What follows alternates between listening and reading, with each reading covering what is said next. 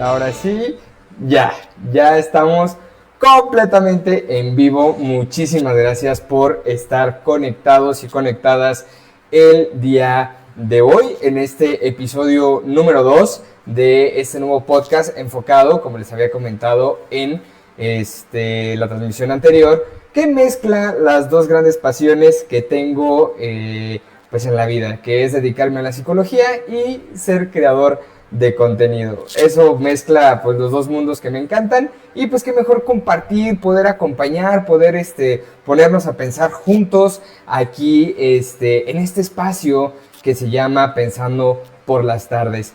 Y el día de hoy me gustaría iniciar con pues una pregunta, que por aquí hice mis notitas, una pregunta, sí, que creo que más de alguna vez nos ha pasado a todos. ¿Sí? Hay que descolocarnos un poquito del ser profesional y colocarnos en el rol del ser humano, ¿sí?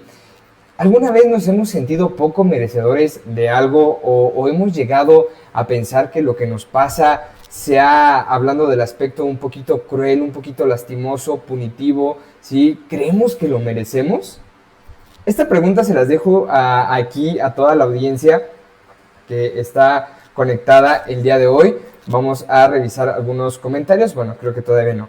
Entonces, esta pregunta que les hago con respecto a si alguna vez han llegado a sentir que incluso lo bueno no somos merecedores de todo lo bueno que nos pasa. ¿Por qué? Porque cuando esto llega a suceder, ¿sí? de que no creemos que somos lo suficientemente buenos para recibir algo, empezamos a enfocarnos en lo único que sí merecemos, que es lo malo. Y una cosa es pensar, por ejemplo, en la depresión, y otra cosa es enfocarnos en el autosabotaje, que son cosas que una puede desencadenar a la otra, pero son diferentes entre sí. Entonces, hablar un poquito de la autoestima. Empezando a hablar de autoestima. ¿Qué entendemos, por ejemplo, nosotros de autoestima? Bueno, es la autovaloración que nosotros nos damos, ¿sí? Ante acciones, ante momentos, ante circunstancias que evocan a lo mejor un sentimiento de cómo nosotros nos percibimos, ¿sí? Y es un factor muy importante que tenemos que empezar a considerar o a tomarle importancia. ¿Por qué? Porque va ligado de la mano con el amor propio. En algunos contenidos que he creado para TikTok, que ahí les estará apareciendo en pantalla mis redes sociales, ¿sí? Lo que he creado de contenido, hablábamos de que el amor propio no siempre se tiene que ver como algo así súper bonito, me abrazo, me quiero, soy todo amor, soy toda abundancia. ¿Por qué? Porque creo que el amor propio es algo que tenemos que ver desde lo real. Yo recuerdo en algunas experiencias que había tenido con gente que me había podido acercar y platicar un poquito sobre el amor propio. Yo les comentaba, bueno, ¿tú qué entiendes como por amor propio? Y me comentaban, bueno, es que es como abrazarse, siempre echarse flores, siempre apapacharse, siempre besarse, ¿no? Y yo le decía, ¿y no te resulta cansado, y lo pongo entre comillas, siempre caerte bien? Y la persona me decía, sí, la verdad es que resulta cansado tener siempre que mantener una actitud positiva, una actitud en donde siempre tenga que estar sonriendo. Y decía, es que eso es lo real, eso es amor propio. Van a haber ocasiones en las que es muy válido sentirse confundido, sentirse triste, sentirse desconectado, sentir que esas veces no es el día. Y no significa que sea algo malo, sino que es parte normal del proceso de autoconocimiento. ¿A qué entendemos como autoconocimiento? Pues voltearnos a ver. En la escuela en donde estoy dando clases me gusta siempre comentarle a mis chicos, ¿no? del salón de clases. Yo les comentaba, lo más difícil que a veces nos toca hacer no es pasar cálculo, no es pasar estadística, no es pasar física, ¿no? Sino muchas veces lo más pesado dentro del trabajo personal, pues es verse a uno mismo. Verse a uno mismo, asimilarse a uno mismo, entenderse a uno mismo, ¿sí? ¿Por qué? Porque este es el proceso de amor propio, este es el proceso que tenemos que pasar para podernos conectar con nosotros mismos. Es por eso que a veces nos cuesta tanto trabajo asumirnos como personas, asumir como gente o entes merecedores de cosas buenas, de cosas positivas. Y esto claro que tiene un trasfondo en donde entendemos, podemos verlo desde la infancia, desde la manera en que aprendemos a vincularnos con el entorno. Si bien aprendernos a vincular con mamá, con papá, con tutor, con cuidador, claro que tiene mucho que ver en este aspecto, ¿sí? Al igual que el modo en que lo hacemos. ¿Por qué? Porque es ahí donde nosotros aprendemos, y lo pongo entre comillas, a sentirnos seguros. En la manera en la que nos desenvolvemos o nos vinculamos es para aprender a sentirnos seguros, ¿sí? Entonces, imagínense, y lo pongo de ejemplo, que si crecemos en un ambiente en donde fuimos maltratados, en donde fuimos violentados, en donde fuimos prácticamente abandonados, lo pongo entre comillas, ¿por qué? Porque el hecho de, vamos a diferenciar entre el ser presente y estar, ¿sí? El estar físicamente o estar presente, porque son dos cosas que varían. Yo puedo estar, físicamente estoy, pero no soy una persona presente. Entonces, eso claro que afecta muchísimo en el momento en el que un niño se involucra, se relaciona con el entorno. ¿Por qué? Porque es la manera en la que nosotros como niños podemos aprender a cómo entablar relaciones, a cómo sentirnos seguros y a cómo recibir esa seguridad o ese algo que nos hace sentir seguros o completos. Entonces, volviendo al tema, podemos pensar que si crecimos en un entorno violento, en todo el esplendor de la palabra, con muchas carencias, pues prácticamente es aquello que nosotros vamos a entender como vinculación, como estar seguro, ¿sí? Y no necesariamente nos podemos enfocar en un aspecto económico, ¿no? De decir, bueno, es que yo crecí pobre y lo único que sé es que la pobreza es lo único que merezco o lo único que me hace sentir seguro, porque son dos cosas diferentes. Entonces, entablar un vínculo con carencia, pues es prácticamente lo que nos enseña a normalizar a futuro nuestras conductas, ¿sí? Por ejemplo, vamos pensando en un niño que creció de una manera violenta, ¿sí? Que es como el niño o la niña va a aprender a vincularse o va a entender que la única manera de poder entablar un vínculo es que la otra persona sea violento con esa persona, ¿sí? Entonces, ¿qué pasa cuando crecemos con este estigma de que todo tiene que ser perfecto, de que todo tiene que salir bien o prácticamente que tenemos que ser perfeccionistas? Suele ser muy complicado para el niño. ¿Por qué? Porque surge este sentimiento de la sobreexigencia y que la única forma de sentir que está haciendo algo correcto es sentirse castigado, ¿sí? Entonces, sentirse castigado muchas veces es la forma de recompensa que hace sentir muchas veces útil, o que se generó o que produzco cualquier cosa, un resultado, ¿sí? Entonces, la manera de cómo sentir que me estoy esforzando como me enseñaron es sentirme castigado, ¿sí? Entonces, es ahí donde viene la autocrítica. La autocrítica, ¿sí? Es cómo nosotros nos etiquetamos a nosotros mismos a raíz de una acción, ¿sí? Y volvemos a lo mismo. Todo surge desde la autoestima. El autoestima que se forja desde la niñez, se consolida en la adolescencia y se pone en práctica prácticamente pues toda la adultez, ¿sí? ¿Por qué? Porque en la adolescencia es esta etapa de la vida en donde los hijos se prácticamente absorben de todo y los papás deben tener un poquito más de cuidado al momento que nos vinculamos con el niño. ¿Por qué? Porque en esta etapa, si bien el niño, el adolescente, se vuelve un tanto rebelde, se rebela contra los papás, no acata las indicaciones, pues claro que vamos a tener un problema. Pero ahora imagínense en esa etapa donde el papá o mamá se enfoca en señalar al hijo, pues claro que lo toma como una crítica o una retribución a su actuar. Y es ahí donde él lo va a hacer en el entorno. Va a decir, papá, cuando más yo lo necesitaba, pues él fue un padre ausente. Entonces, cuando alguien me necesite a mí, voy a entender que ser ausente es la manera de estar ahí. Es un poquito contraproducente, me queda claro, ¿sí? Pero vamos a hacer como este análisis introspectorio para decir, va, dejo, o más bien, la conducta aprendida con papá y mamá fue violenta. Por inercia, voy a buscar una pareja con la cual pueda entender ese tipo clase de relación, donde ser violento es la manera en la que mamá y papá convivieron. Entonces, ahora bien, por eso es tan importante cuidar el entorno familiar, ¿sí? Para que el hijo, la hija, crezca de una manera bien construida, de una manera sólida, que claro, van a haber momentos en los que nos podemos equivocar definitivamente como padres de familia, ¿sí? Recuerdo en la carrera que decía una maestra que ninguna historia es bonita y ninguno nace enseñado.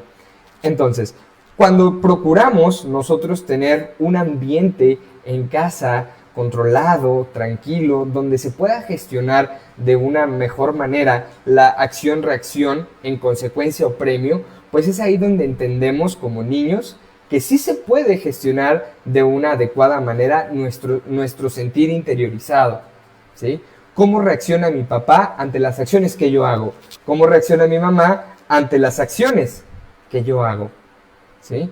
Es ahí donde yo aprendo también a darme ese valor, a darme ese premio, a darme esa autorrecompensa. En donde, sabiendo que si hice las cosas bien, se me premia, se me recompensa, puede ser con estímulos extrínsecos que vienen de fuera o meramente intrínsecos, que son los que se sienten en uno mismo. ¿Sí? Este reconocimiento que va abonado de la autoestima a decir, lo hice bien, me siento bastante satisfecho. O bien esta otra parte, ¿sí? El hecho de pensar que hice bien las cosas, pero a mi cuidador o mi entorno no siente la misma satisfacción que yo, pero sí viene a esta parte de, pues te tiro tierra para no reconocer tu esfuerzo, o la típica de, lo hiciste bien, pero pues no es la gran cosa. Pues claro que afecta al niño, a la persona, ¿sí? En su autocrítica, en su autovalor, ¿sí? Por eso es ahí donde viene el punto central de este tema, ¿sí? Que se llama el yo versus yo. No tanto un tema meramente psicoanalítico, pero sí quizá más simbólico. ¿Por qué? Porque es ahí donde nosotros empezamos a entender que tenemos que competir con nosotros mismos.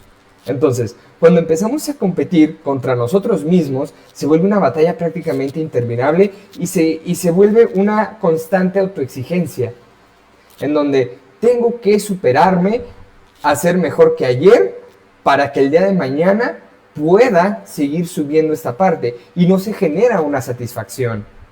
Al momento de que no se genera una satisfacción, pues se vuelve, ¿qué? Una frustración. Entonces, imagínense, ¿qué tanto ustedes, audiencia, se han podido sentir tan frustrados con ustedes mismos que han desertado de sueños, de proyectos, pues hasta incluso de relaciones, ¿no? De llegarse a sentir tan frustrados, pero no por parte de la otra persona, sino sentirse frustrados con uno mismo. El hecho de pensar, híjole, es que estoy haciendo las cosas mal, no se están haciendo bien las cosas, no merezco esto que estoy recibiendo. Eso se vuelve autosabotaje, ¿sí? Estar en una situación en calma, estar en una situación en paz, estar en una situación en donde pues prácticamente sonando, ¿cómo decirlo? Sonando como vulgarmente, en donde la vida te está tratando bien y de repente viene esta parte de decir, creo que todo está demasiado normal, algo está mal, ¿sí? Estos memes que yo veía en redes sociales donde decían, bueno, mi vida va demasiado bien, algo debe estar saliendo, o algo debe venir, o algo se está preparando que me va a ir mal. Yo decía, bueno, suelen ser graciosos en el contexto de la comedia, pero luego me ponía a reflexionar y decía, ¿por qué tenemos que estar viviendo en un constante estado de alerta? Como si lo único que sucedieran en nuestra vida cotidiana fueran puras desgracias. ¿Sí? ¿Por qué tenemos que estar preparados para una desgracia? ¿Sí? Entonces, ¿qué quiere decir? Que el estar preparados para una constantes desgracias, estar preparados para una constante desgracia, pues bueno, no se vuelve algo satisfactorio estar caminando por el camino de la vida, vamos a llamarlo así. ¿Por qué? Porque empezamos a perderle sentido, ¿sí? Y desde la logoterapia, la pérdida de sentido ahora sí se convierte en un problema un poquito más serio, ¿sí? Que viene siendo la depresión, visto desde el punto de vista de la logoterapia, claro. Entonces, el hecho de perder el sentido, pues creo que yo que es perder más allá de solamente tener un simple objetivo, sino también es desprenderse o desconocerse o perderse a uno mismo. ¿Por qué? Porque yo lo decía en un contenido que subí en mi TikTok, que les estará apareciendo por aquí en pantalla, en donde decíamos, bueno, siendo el yo contra el yo, pues tiene mucho que ver cuando nos perdemos a nosotros mismos, porque perdemos un sentido. Entonces perdemos esa iniciativa, pues esa pasión por querer estar con nosotros mismos y la única persona que nos va a acompañar hasta el día final. Y eso lo decía en mi contenido que subía a mi TikTok, ¿sí? Que nosotros somos los que vamos a llegar hasta el día final. Entonces, ¿por qué? Si, bueno, bajo esa misma premisa, ¿por qué tenemos que siempre estar autocriticándonos, demeritando el trabajo que hemos hecho? Y luego viene esta parte en donde queremos culpar muchas veces pues al entorno, ¿no? Es que mi papá me educó así, es que mi mamá fue así, es que mis abuelos me criaron así, es que, bueno, podemos sacar mil y un circunstancias. Claro, es muy válido, ¿sí? Porque el hecho de que se haga esta conducta, pues implica una autorreflexión, implica pensarse, implica estar con uno mismo, implica sentarse y decir, a ver, ¿qué pasó? Ya sabiendo lo que pasó, lo que sucedió y sacando mil y un culpas, es, ok, ya pasó, pero ahora ¿qué vas a hacer? ¿Qué vas a hacer para trabajar en ti? ¿Qué vas a hacer para pensar en lo que viene? ¿Sí? ¿Por qué? Porque entonces quiere decir que lo único que lograste construir a lo largo de una etapa de un desarrollo fueron desgracias y catástrofes, ¿sí? Que se vuelven, que te las interiorizas y prácticamente te cargas la culpa y se vuelve autodestructivo, ¿sí? Y luego solemos juzgar ciertas actitudes de otras personas, ¿sí? Tiende a ser totalmente inconsciente. Por ejemplo, ya aquí a la audiencia, ¿cuántas veces no justificamos una conducta de algún familiar, de alguna relación o de algún amigo? Él es así porque seguramente yo me la gané. Ella es así porque me ama. Ella es así porque, y lo que ustedes quieran, ¿sí? Solemos justificar dichas conductas porque es lo que aprendemos, ¿sí? Porque es como aprendemos a vincularnos y es como aprendemos a reconocer el valor hacia nosotros mismos, lo que podemos esperar de la otra persona, o sí, claro, de la otra persona vinculante, a la que llega, ¿sí? Es lo que puedo esperar de mi amigo, del patrón o del jefe, de un novio, de una novia, ¿sí? Es prácticamente lo que podemos esperar. ¿Por qué? Porque así fue como estamos educados y así fue como yo entendí que el sistema de recompensa así funciona. Así funciona por el hecho de pensar, ok, como siempre fui una persona muy maltratada, pues lo único que conozco es el maltrato. Y cuando viene una situación, por ejemplo, de quietud, de calma, de paz mental, de salud emocional, muchas veces nos asustamos. ¿Y qué pasa cuando nos asustamos? Lo rechazamos. Es completamente normal, ¿sí? Rechazamos lo que nos asusta. Por eso es que a veces decimos, es que si eres demasiado bueno conmigo, es porque algo anda mal. Porque lo único que yo aprendí fue a ser engañado, a ser maltratado, a ser insultado, ¿sí? Viene el autosabotaje. Es que no me merezco esto. ¿Por qué? Porque esa persona es demasiado bueno para mí, ¿sí? Entonces, yo no merezco este trabajo porque es demasiado bueno para mí, ¿sí? Entonces, buscamos de alguna u otra forma tenerle miedo al éxito, ¿sí? Y reconocemos el fracaso.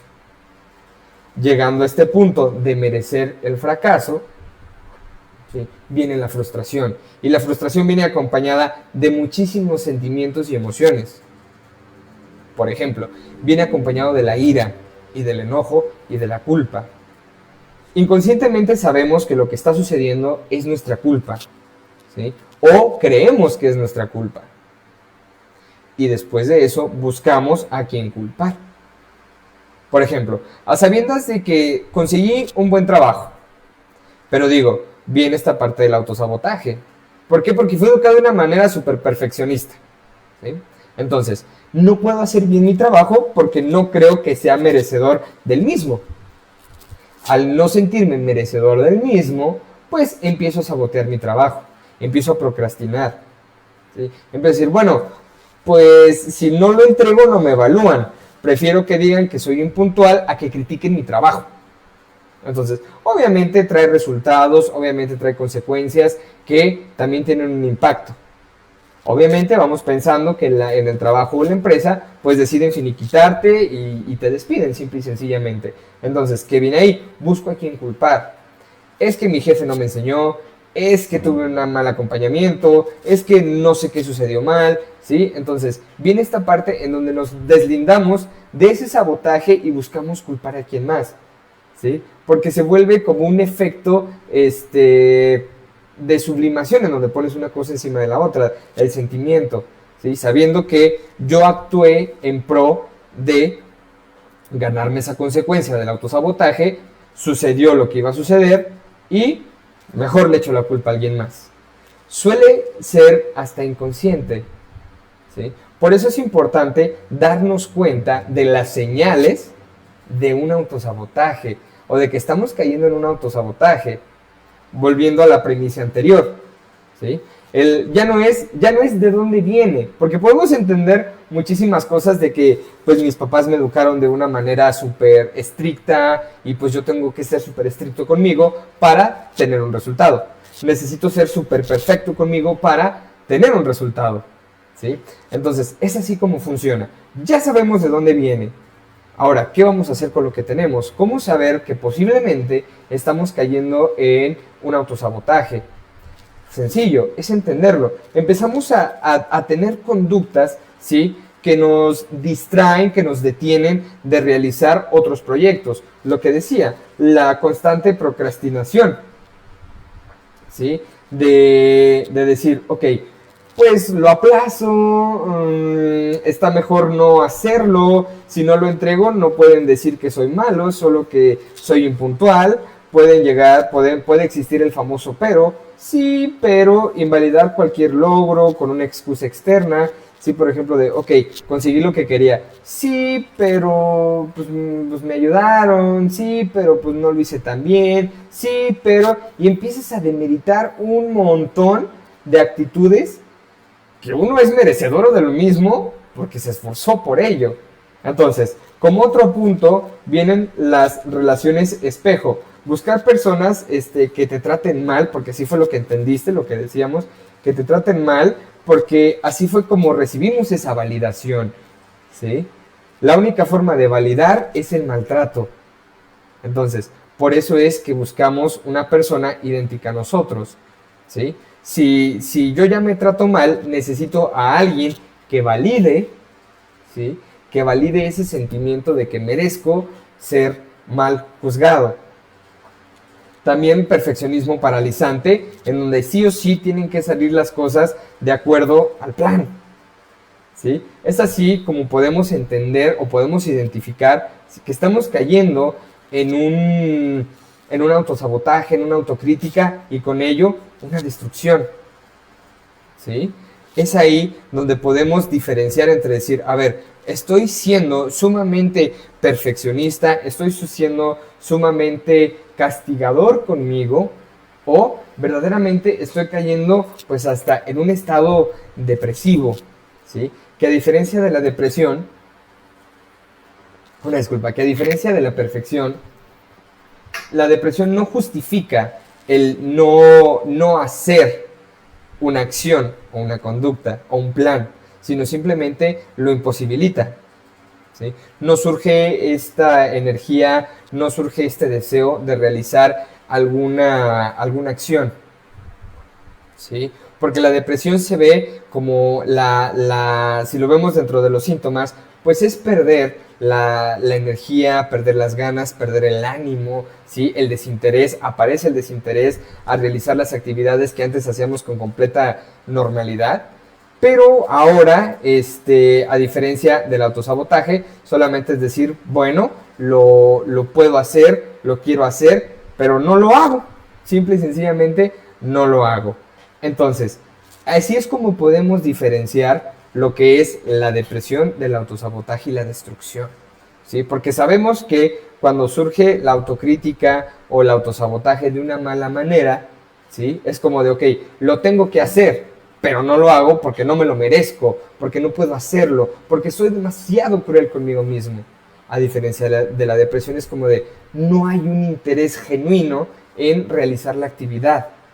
Entonces, ¿por qué? Porque también la autocrítica, también el autosabotaje, pues puede justificarse, puede uno autojustificarse, ¿sí? Y ya se vuelve otra cosa. Ya no se vuelve verdaderamente algún episodio depresivo, ya no se convierte hasta en una distimia, sino una simple justificación. ¿Sí? Por el hecho de decir, bueno, es que no lo hago porque estoy deprimido. Eso también es válido, pero hay que identificar si realmente no lo estoy haciendo por una autocompasión. Por una autocompasión de no lo voy a hacer, no lo quiero hacer porque me da flojera. No lo voy a hacer, no estoy dispuesto a hacerlo. ¿Por qué? Porque soy o me creo que soy malo haciéndolo. ¿Sí? Entonces hay que diferenciar un poquito esta parte de no lo hago porque verdaderamente padezco de depresión o simple y sencillamente me estoy autosaboteando. No lo hago porque no quiero fracasar. ¿Sí me explico? No lo hago porque sé que voy a fallar. Y cuando todavía uno no lo intenta y ya está prácticamente dispuesto a fallar. Porque esa es la forma en la que nos enseñaron a validarnos. ¿Sí? En el pasado, sí. Claro que tiene mucho que ver de dónde viene esta práctica. Tiene mucho que ver de dónde viene. ¿Sí? Pero, ¿qué es lo que vamos a hacer? Ya entendemos cómo la podemos identificar en el hoy y en el presente, ¿sí? Pero ¿cómo le vamos a hacer para cambiar esta conducta? ¿Sí? Dentro de la terapia cognitivo-conductual se trabaja mucho la reestructuración de pensamiento, ¿sí? ¿Cómo se logra hacer esta parte de la reestructura cognitiva? ¿Sí? Pues es obviamente con conducta y con aprendizaje. A nosotros hacerlo desde la conducta y desde el aprendizaje podemos resignificar muchas cosas. ¿Sí? Y siempre a lo mejor tiende a sonar un poquito cursi, suele a tornar un poquito, pues hasta un poquito desesperante el hecho de no tener como la respuesta siempre, ¿sí? Pero es un proceso y hay que entender que un proceso toma tiempo y el tiempo toma todo lo que uno le quiera dedicar al mismo proceso. ¿Por qué? Porque dentro de la consulta me ha pasado en repetidas ocasiones que algunos consultantes se desesperan y a la tercera sesión han llegado muy molestos, ¿sí? Cabe mencionar que se valida la emoción, llegan muy molestos a consulta y comentan, pues es que la verdad yo ya no quiero venir porque no he visto cambios. Y surge esta pregunta, bueno, ¿cuánto le has dedicado al proceso de tu cambio? Y decían, no, pues la verdad nada. Y bueno, ¿cuánto has podido pensar en tus acciones? No, pues la verdad es que rara vez me acuerdo. ¿Cuánto has podido trabajar en esta reestructura conductual? No, pues la verdad es que no me había puesto a pensarlo, de hecho ni me acordaba. Entonces, es ahí donde también surge la frustración y parte del autosabotaje, ¿sí? De la frustración que genera el autosabotaje y la autocrítica y la destrucción en uno mismo, ¿sí? Porque nos desesperamos al no ver este cambio inmediato en nuestra conducta, es decir, ¿por qué me sigo sintiendo igual? Voy a fracasar. Entonces es ahí donde nos ponemos frente a frente y podemos pensar, sí, estoy avanzando porque me estoy confrontando. ¿Sí? Si fuera así como de, bueno, si no me importara mucho lo que tuviera que decir o que pensar, simple y sencillamente no regreso a consulta y no pasa absolutamente nada. Es decisión libre de cada consultante, ¿sí? Pero ya cuando te empieza a generar una frustración es porque evidentemente estás viéndote a ti mismo, a ti misma y vas a confrontarte, ¿sí? Y es ahí donde el proceso empiezas a confrontarte y a darte cuenta de decir, chin, esto que realmente estoy haciendo, esto realmente que está pasando, pues es un mero acto de autosabotaje. El hecho de decir, pues ya no voy a ir a terapia porque no voy a avanzar. Ya no voy a terapia porque simplemente me voy a estancar.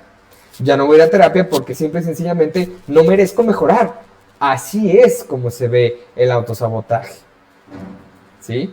Entonces, el hecho de que sigamos trabajando en uno mismo es empezar a cambiar la conducta, ¿sí? El cambio de conducta, ¿cómo empieza? Y me gusta mucho cuando le digo a los pacientes esta parte. ¿Por qué? Porque me gusta ver esa cara de satisfacción, pero a la vez como de frustración, cuando les digo, ok, todo empieza desde lo más sencillo. Y les digo, ¿para ti qué es lo más sencillo? Pues empezar a leer libros, no sé, empezarme a decirme palabras de aliento y todo esto. Y decía, sí tiene que ver, sí tiene mucho que ver, pero también empieza desde lo más chiquito, desde aquí, desde el pensamiento, para que el pensamiento se transforme en conducta. Y si el pensamiento se transforma en conducta, la conducta se convierte en un hábito, ¿sí? Entonces, empezando por el pensamiento, y lo decía en contenido que he subido a mis redes sociales, que nuevamente repito, les estará apareciendo por aquí en pantalla. Entonces, si la conducta se vuelve un hábito, ¿sí? Empezamos a verdaderamente a cambiar el entorno o la perspectiva que tenemos del entorno y de nosotros mismos, de empezar a entender, sí merezco cosas buenas. No hizo falta comprarme un libro, no hizo falta llenarme de flores, no hizo falta ser bastante espléndido o espléndida al cambio de conducta. Solamente entender que sí podemos ser merecedores de cosas buenas. Sí podemos tener éxito. Sí podemos tener logros sin ser tan crueles con nosotros mismos. Por eso la batalla o el título del día de hoy, ¿sí? El yo contra el yo, o yo mismo contra yo mismo, ¿sí? Poder dejar de tener esa pelea, dejar de tener esa batalla con uno mismo, de entender, es que lo hice mal, lo merezco ser castigado. Entonces, ¿por qué? Porque todo surge del pensamiento, hasta incluso antes de la conducta. Antes de hacer algo, ¿sí? Lo pensamos. ¿Por qué? Porque lo planeamos, ¿sí? Entonces, antes de hacer la conducta, la acción, la conducta, la planeamos, la pensamos y de ahí surge la motivación, la planeación y básicamente todo lo que nos lleva a realizar la conducta. Entonces es ahí donde se mete el autosabotaje, de decir, no lo voy a hacer porque sé que voy a fracasar. No lo voy a hacer, ¿por qué? Porque merezco el fracaso. No lo voy a hacer por la justificación que ustedes gusten y manden. Entonces se frena. Por eso les digo, desde antes de empezar a pensar, por ejemplo, a levantarte con el pie derecho, a empezar a tener una bitácora de rutina, a empezar a tener un calendario. ¿Por qué? Porque son técnicas conductuales. Antes de eso, creo que todo surge del pensamiento, ¿sí? Y hago esta pregunta siempre, ¿por qué decides venir a terapia? Y es ahí donde desmontas un poquito esta idea del pensamiento de la resistencia. ¿Por qué? Porque la persona dice, pues es que quiero analizarme, quiero pensarme, quiero saber si algo está mal en mí. Y es ahí donde yo les comento, entonces ya empezaste, ¿sí? Ya empezaste a entender que sí mereces entenderte. Ya empezaste a pensar que sí mereces un cambio en ti. Entonces, desmontamos estas cuestiones de del autosabotaje, ¿sí? Porque ahora empieza a surgir el cambio de conducta, pero todo desde el pensamiento. Por eso es cognitivo-conductual, desde el aprendizaje a la conducta, ¿sí? Entonces, es por eso que todo se empieza desde lo más chiquito.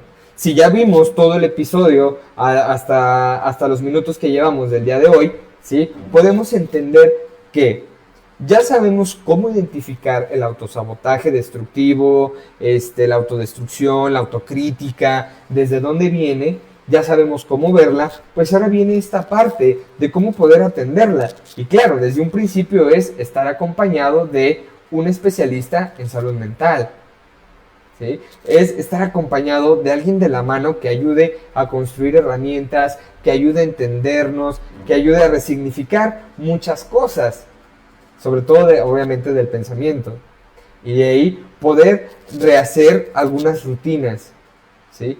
Por ejemplo, muchas veces un hábito tarda aproximadamente, científicamente comprobado, tarda de 21 a 30 días, aprox, ¿sí? Para que se vuelva un cambio de conducta o un hábito. Entonces, imagínense si nosotros nos enfocamos a pensar de una manera menos negativa, por no decir siempre pensar de una manera positiva, sino pensar de una manera menos negativa, intentándolo una semana. ¿Cuántas cosas no podremos resignificar en nuestra vida? ¿Sí?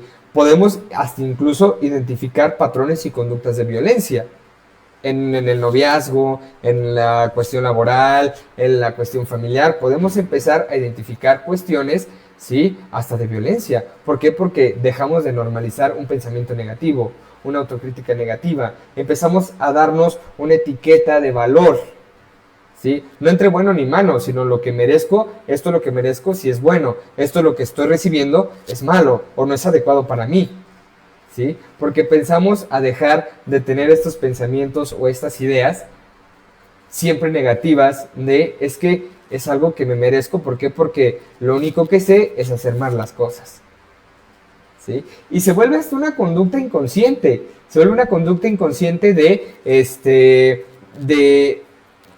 hasta como pedirlo a gritos, vaya, vamos a llamarlo así.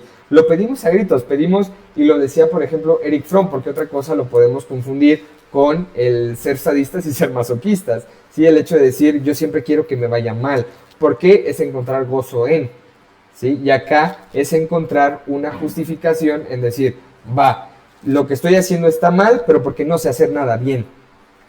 ¿Sí me explico?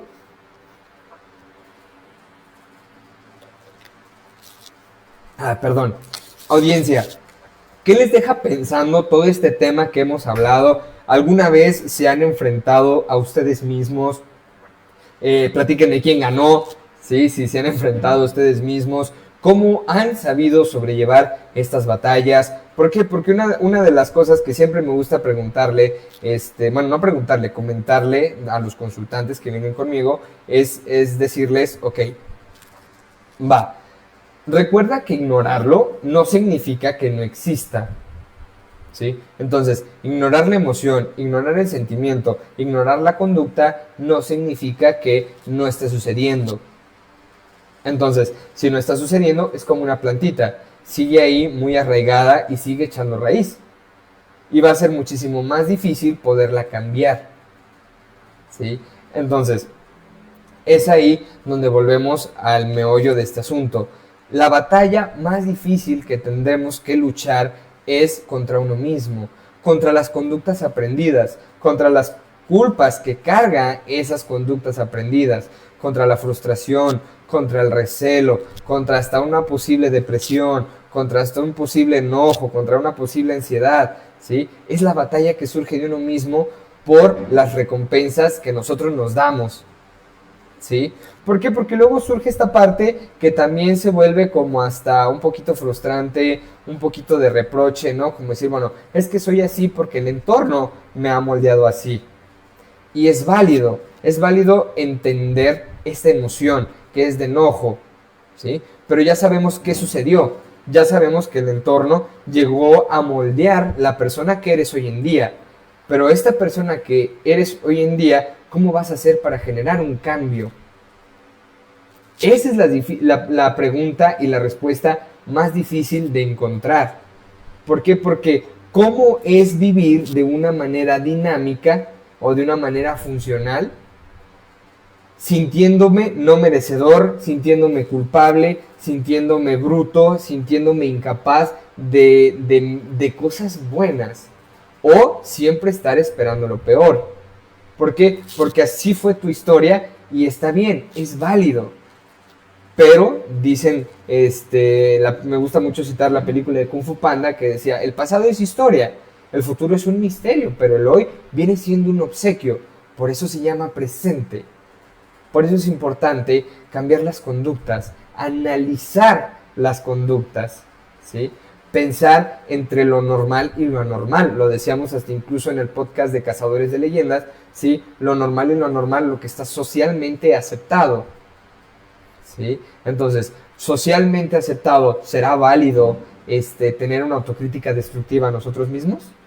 Yo pregunto, ¿será válido o será normal tener esta autocrítica con uno mismo? Y hablando de destructiva, ¿Por qué? Porque también viene esta otra parte, ser autocríticos pero constructivos con nosotros mismos, entender que somos perfectibles, no somos perfectos, somos perfectibles, que podemos mejorar, ¿sí? Podemos hacer las cosas mejor, obviamente intentándolo cada día, cada momento, a un ritmo, ¿sí? Y no ser estas conductas autoexigentes que nos llevan a la perfección inmovilizadora, ¿sí? Que todo tiene que ser sumamente tan perfecto para ya no hacerlo. ¿Sí me explico? Y eso es parte del autosabotaje. ¿Cómo vamos, audiencia? ¿Qué les deja pensando esta parte? ¿Qué les deja pensando todo lo que hablamos en este ratito? ¿Qué se quedan reflexionando? Me gustaría mucho leer sus comentarios de, a ver ustedes qué opinan, qué podemos generar diálogo en el episodio del día de hoy. Es interesante cómo podemos caer sin querer en este autosabotaje, ¿sí? Es interesante saber que inconscientemente son las conductas que hemos aprendido. ¿Por qué? Porque claro que lo podemos aprender de mamá, claro que lo podemos aprender de papá, claro que lo podemos aprender de los abuelos. ¿Por qué? Porque son conductas, y las conductas es un aprendizaje y es un reflejo, ¿sí? ¿No recuerdan, por ejemplo, cuando en la escuela muchas veces los maestros decían, es que el niño es reflejo de lo que hace en casa, ¿sí? Entonces, es ahí donde, por ejemplo, juegan un papel importantísimo los papás en el fomento de la autoestima con los niños. Recuerdo no hace mucho, y creo que valdría la pena aunar más en este tema, yo creo que lo voy a meter en el listado de temas que tengo, ¿sí? El rol importante que juega un papá en la autoestima del niño, ¿sí? ¿Por qué? Porque cuando trabajaba en el estacionamiento que está enfrente del Life Coffee, pues ahí me toca ver de mucho. Entonces, cuando estaba trabajando ahí, me acuerdo que llega una señora, sin dar mucho detalle, llega una señora con un niño pequeñito y llega una niña, ¿sí? La niña era, creo yo, que la hermana mayor. Y entre las prisas, entre el hecho de ya tener que hacer una actividad por lo que ustedes quieran, por el tiempo, por el estrés, por lo que ustedes quieran, el niño en su inocencia se mete a la puerta del pasajero y la mamá azota la puerta y pues obviamente le suelta un golpe al niño, ¿sí?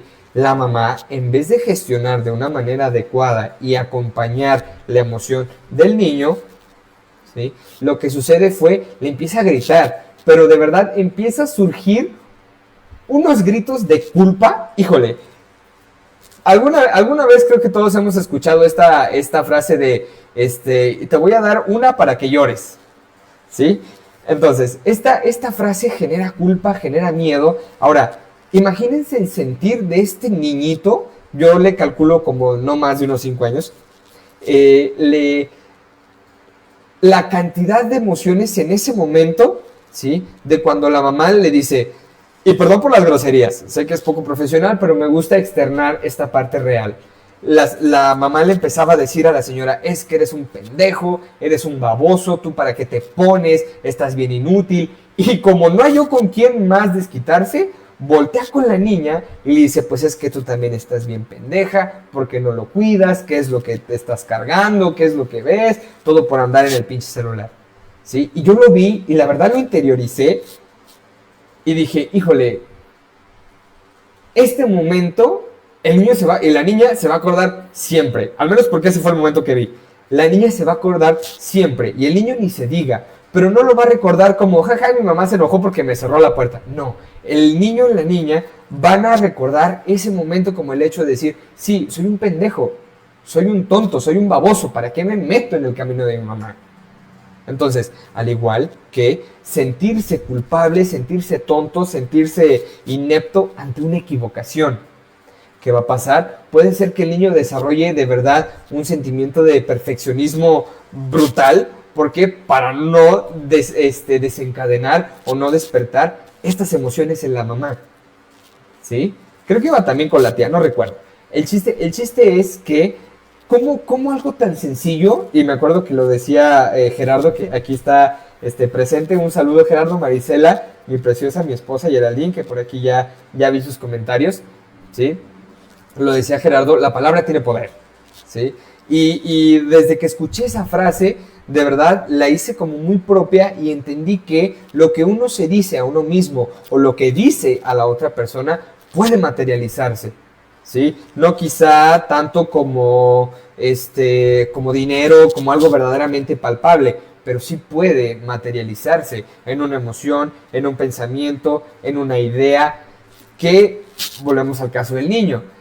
¿Cuánta infancia no ha sido maltratada, abusada? No tanto por el hecho, sí, de situaciones pues hasta un poquito legales, ¿no? De delitos y todo este asunto, ¿no? Pero ¿cuánta infancia no ha sido maltratada y culpabilizada y señalada por nuestra propia voz? ¿Sí? Entonces, es ahí donde también tenemos que ser conscientes de lo que nos decimos a nosotros mismos. ¿Sí?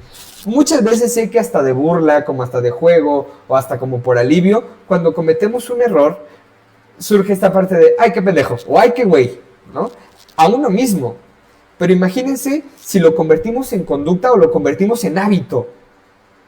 ¿Qué creen que pueda pasar? Verdaderamente uno se lo cree. Verdaderamente se cree uno que el tener una equivocación, el tener algún error, pues somos dignos de un insulto.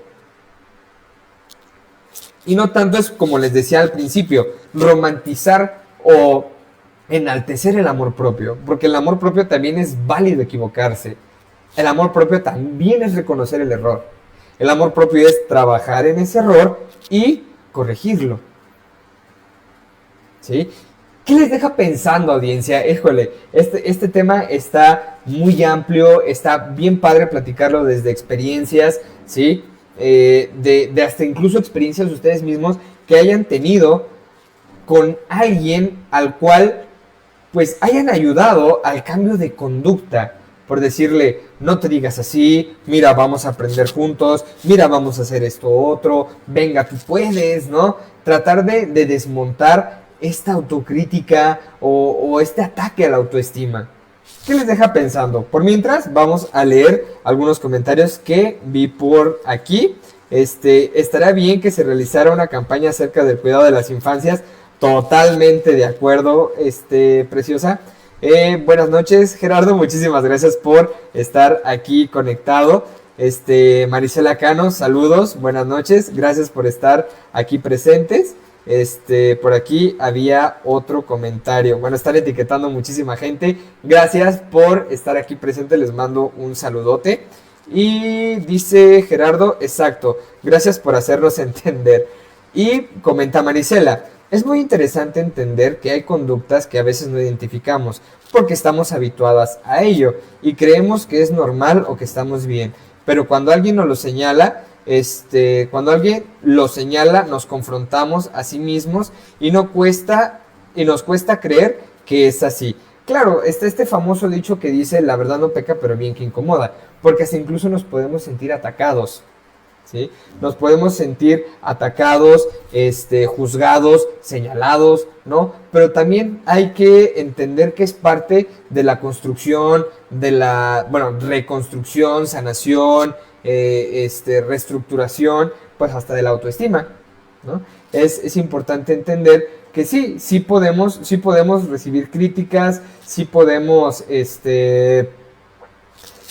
pensar en muchas cosas, pues hasta negativas, porque nos cuesta mucho ver lo positivo, pero una vez entendiéndolo, hasta incluso genera un cambio emocional, genera un cambio conductual, ¿sí? Genera un cambio conductual en nuestro actuar día a día, cotidianamente, ¿sí? Entonces, es ahí donde podemos adentrarnos, donde podemos atacar desde lo más básico que es el pensamiento hasta poder generar un cambio de conducta, ¿sí? ¿Por qué? Porque el aprendizaje, la experiencia genera conocimiento, el conocimiento genera conducta, ¿sí? Lo aprendido es lo que hacemos.